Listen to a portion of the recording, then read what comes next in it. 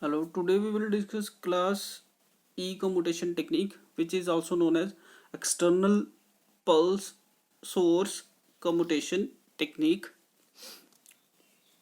Till now we have discussed class F commutation technique, which is our natural commutation technique or also known as line commutation technique. It is actually applicable for DC voltage sources. After that we have discussed class A and class B, which is our current commutation techniques. And in these commutation technique we uses commutative element L and C to commutate our main SCR. After that we have discussed class C and D, which is our voltage commutation technique.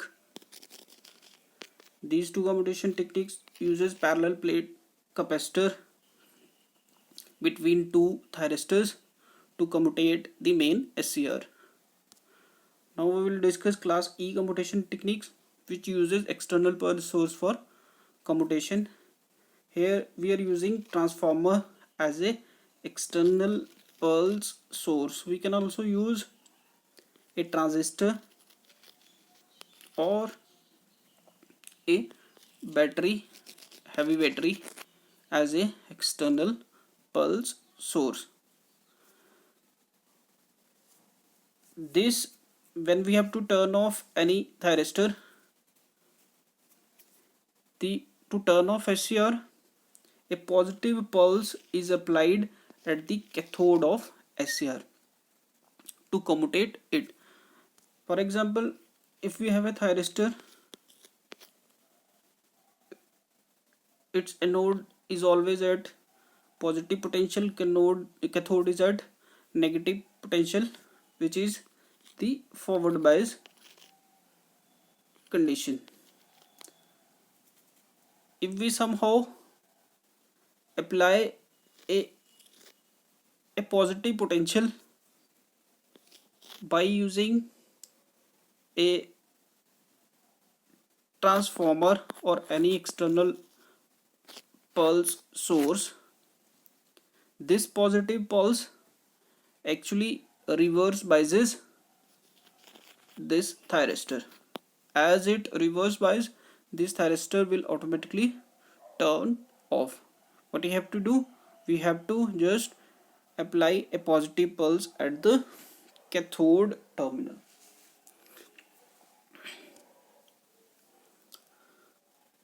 As the thyristor is turned off, we actually have a capacitor in parallel with the thyristor.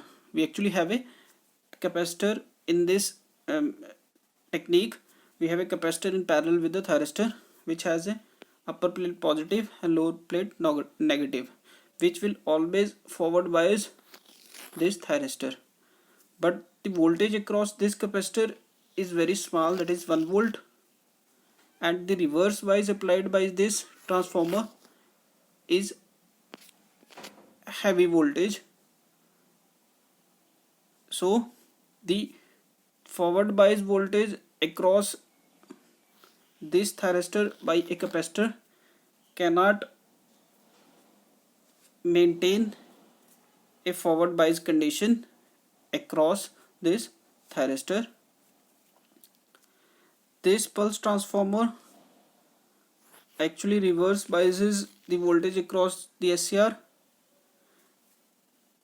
and this negative voltage actually turn off this thyristor. Now we will move towards the circuit diagram of this. Here we can see that the circuit diagram for external pulse commutation technique. Here the external pulse source is a transformer. This is a pulse transformer which is connected at the cathode end of a thyristor. We have a load connected in this circuit diagram and having a parallel plate capacitor which is connected in parallel with the SCR, which is to be turned off. We have a battery as a voltage source. Now if when the thyristor is turned on, a current starts flowing like this, and current also flow through the transformer windings and follow this path also. As the current is flowing through the capacitor upper plate is positive and lower plate is negative, which will always keep this thyristor forward bias, that is in conductive mode. But when we switch on the pulse transformer, a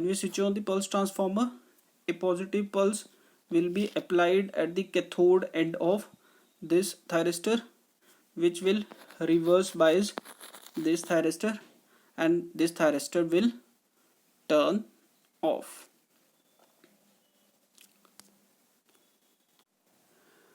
This is the waveform for external pulse commutation technique or class E commutation technique.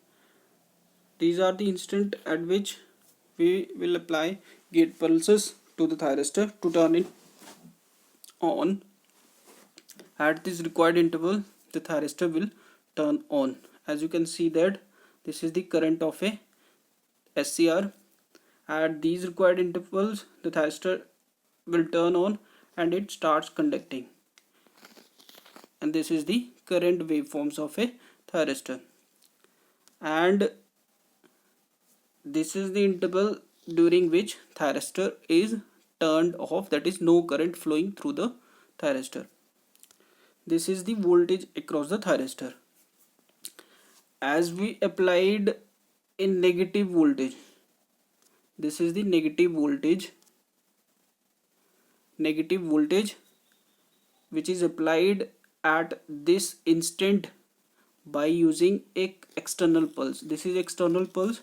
At the instant we applied external pulse, a negative voltage, a reverse bias will develop across the thyristor and thyristor will turn off, that is no current will flow through it.